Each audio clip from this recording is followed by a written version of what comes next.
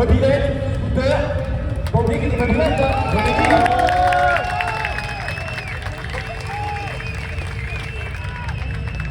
Alors, on vient d'avoir une info assez incroyable, c'est que les derniers dans le cortège viennent seulement de quitter le périphérique. Vous imaginez la longueur du cortège dans Paris. Si c'était le jour, vous l'avez fait, c'était bien aujourd'hui. Alors, on est les premiers surpris de cette mobilisation, parce que je rappelle quand même que la dernière mobilisation contre le contrôle technique était à peu près 400 motos, grosse réception. On se demandait ce qui se passait, on s'est posé beaucoup de questions. Bon, là pour le coup, on a bien rattrapé le coup, vous avez bien rattrapé le coup. Je rappelle que la FFMC elle négocie avec les tracteurs dans les ministères, dans les mairies. Elle travaille beaucoup, elle fait beaucoup de réunions, elle organise, mais sans les troupes, on ne peut rien faire. Donc les héros du jour et les héroïnes du jour, c'est vous, vous toutes et tous.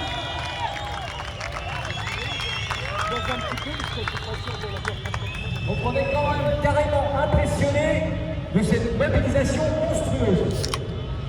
Je répète, pour celles et ceux qui n'avaient pas entendu, notre cortège, lorsqu'on est parti, allait de la porte Dauphine, quand on était en statique, de la porte Dauphine jusqu'à la place de l'Étoile, Arc de Triomphe. C'est énorme.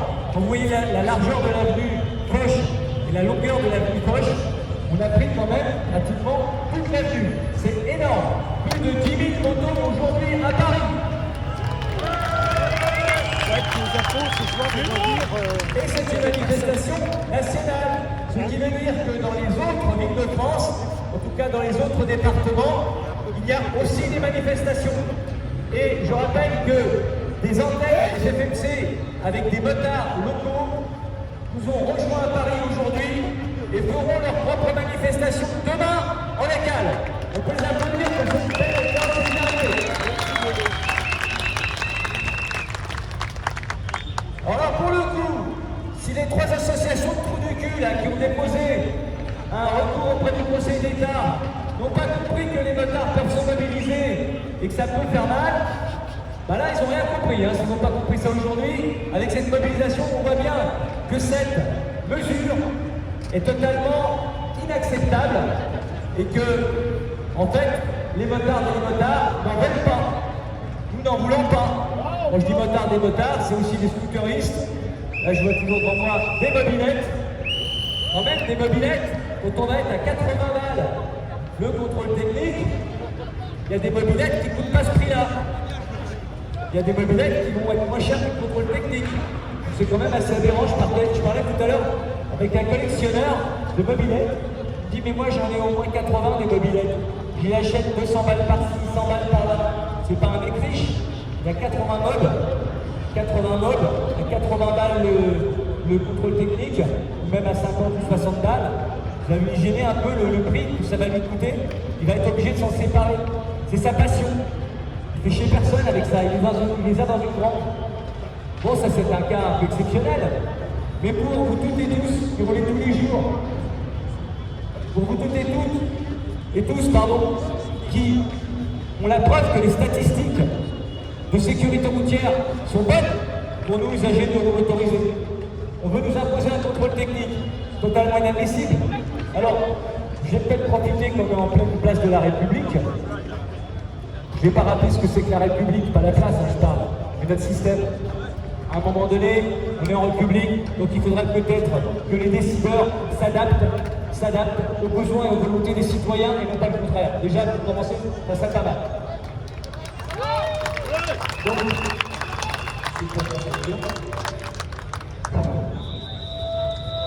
je vois qu'il y en a, attends, je vais changer de position parce qu'apparemment, le micro, il préfère ma position là. Voilà. Alors, je vais rappeler aux gens qui sont ici autour de nous, pourquoi les motards et les motards manifestent aujourd'hui. Tout simplement parce que nous sommes contre un contrôle technique qu'on veut nous imposer à partir de lundi. Alors, bien évidemment, en toute logique, les automobilistes se disent, mais nous, nous on a un contrôle technique. Pourquoi les motards, les scooteristes, pourquoi ils n'en auraient pas de contrôle technique? Ben, c'est parce que c'est pas le même véhicule tout simplement. Il faut se rappeler qu'en 1992, lorsque nous avons mis en place le contrôle technique, lorsque le contrôle technique a été mis en place, c'est pas nous qui l'avons mis en place, je vous rassure, il y avait plus de 17% de véhicules impliqués dans des accidents mortels à cause de leur mauvais état. Là, on parle pour les voitures en 1992. Aujourd'hui, on nous impose un contrôle technique et il n'y a que 0,3% des bureaux motorisés qui sont impliqués dans un accident corporel et pas forcément mortel à cause de leur mauvais état. Et il s'agirait, a priori d'après les statistiques et les études de la mutuelle des motards, qui a sorti 16 000 dossiers de sinistres, que ce sont les pneus en règle générale. Donc bah ouais, il y a toujours des couillons qui roulent avec des pneus lisses. C'est qu'ils vont se cartonner parce que le pneu explose. Bon bah ça existe, même chez nous, mais sauf que chez nous c'est que 0,3%. Voilà. Donc, inutile d'avoir un contrôle technique, puisque l'état du véhicule, le mauvais état du véhicule, n'est pas en cause dans l'accidentalité des deux roues motorisés. Ce qui est en cause en général dans les accidents, que ce soit chez nous, que ce soit chez les automobilistes, chez les cyclistes aussi, qui ne savent pas ce que c'est qu'un feu, eh bien c'est le comportement. C'est le comportement qui génère des accidents. Ce n'est pas l'état du véhicule, en tout cas pas chez les deux roues motorisés. Donc voilà tout simplement l'explication pourquoi on ne veut pas de contrôle technique pour les deux roues motorisés. Voilà pourquoi nous sommes dans la rue aujourd'hui. J'ajoute que la sécurité routière elle-même, l'organe central de la sécurité routière, c'est l'ONUSR. Je me rappelle que c'est l'Organisation nationale interministérielle, Observatoire, pardon, voilà, ça me revient. Observatoire national, c'est un peu long aussi. Observatoire national interministériel de la sécurité routière. On y arrive. Eh bien, eux-mêmes annoncent que 30% des accidents mortels, tout usagers confondus, c'est-à-dire auto, moto, vélo, camion, 30% des accidents mortels sur la route sont dus au mauvais état de la chaussée ou à la dangerosité des infrastructures. Par exemple, un nid de poule ou un poteau qui est mal placé, bim, pas fait chien. 30%. Donc si on veut gagner des vies, commençons à réparer un peu de route, commençons à arrêter de mettre du mobilier extrêmement dangereux. On l'a vu là tout à l'heure, les séparateurs de vélo, vous avez vu des petits murets de 3 cm de haut. Si vous ne les voyez pas en moto, vous y passez, direct. Alors c'est une chute, ça peut être une casse, ça peut être autre chose, mais en tout cas, ça fait mal. Donc, on ne nous impose pas à nous un contrôle technique, alors que selon les statistiques, c'est 0,3% des véhicules qui sont impliqués dans un accident à cause de son mauvais état.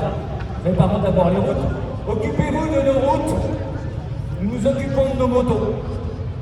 Voilà.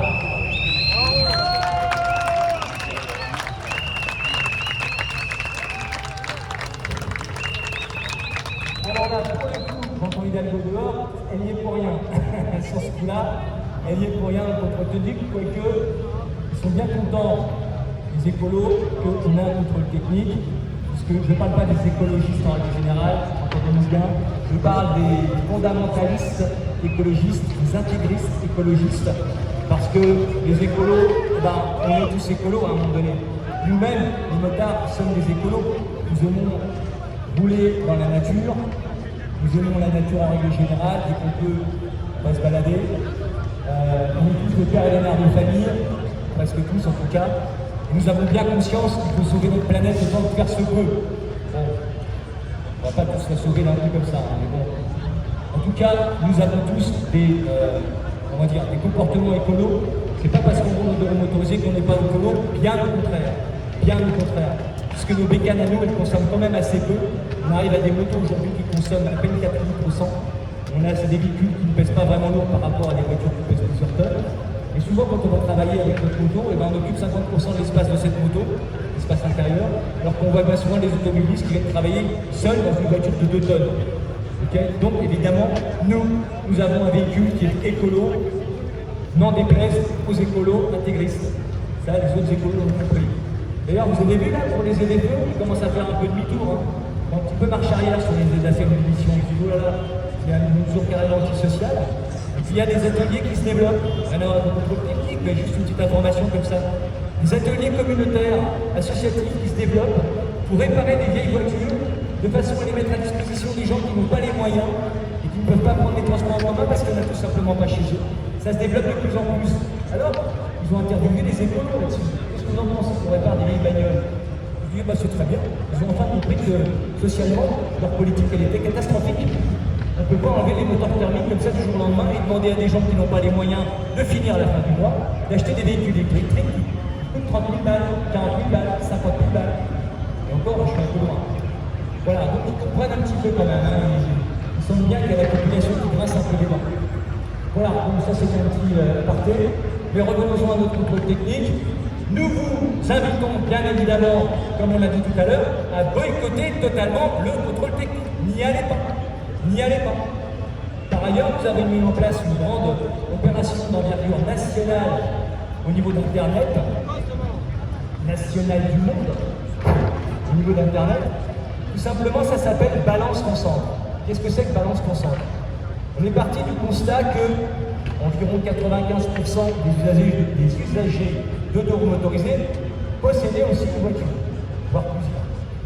Eh bien, l'idée, c'est d'aller repérer des centres de contrôle technique qui font la moto et la voiture, et d'aller repérer ceux qui font que la voiture. Vous allez sur le site de la FFMC, sur Balance Concentre, c'est facile, vous tapez sur le moteur de recherche FFMC Balance Concentre. Vous rentrez les informations, c'est extrêmement facile. Oui, il fait un contrôle technique moto, non, il ne le fait pas, son adresse, le nom, machin, etc. Toutes ces données vont apparaître sur une grande carte de France où ceux qui font le contrôle technique moto apparaîtront en rouge géographiquement sur une petite pastille, et ceux qui ne font pas le contrôle technique moto apparaîtront en vert. Évidemment, ces informations, elles sont vérifiées, elles sont aussi vérifiées dans le temps, de façon à ce que si le contrôleur technique change d'avis, soit en repassant en vert, soit en rétrograde en rouge. Et donc l'idée, c'est lorsque votre date de contrôle technique pour votre voiture arrive à son échéance, et bien tout simplement, vous emmenez votre voiture dans les centres de contrôle technique qui ne font que la voiture, et vous boycottez les centres de contrôle technique qui fait voiture et moto. L'idée étant de taper au portefeuille de ceux qui veulent faire de la moto. En gros, c'est tu veux contrôler ma moto, tu n'auras pas mon moto. Voilà.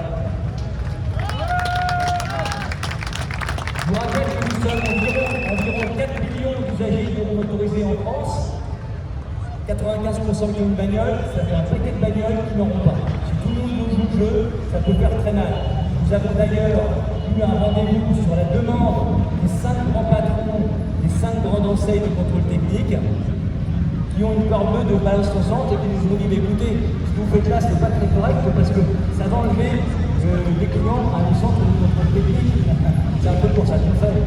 C'est un peu pour ça qu'on fait pour arrêter. Vous avez bien évidemment, on veut au maximum déranger, gêner dans le chiffre d'affaires des centres de contrôle technique, de façon à ce qu'ils se disent, bon, on arrête la moto, non seulement c'est pas super rentable, mais pas super moto en bagnole. Voilà. Donc, on vous invite vraiment, là, pour le coup, vous pouvez toutes et tous être actrices et acteurs de cette procédure, puisque c'est à vous que revient la responsabilité, entre guillemets, d'aller voir les centres de contrôle technique et de les dénoncer, entre guillemets, sur Balance Concentre.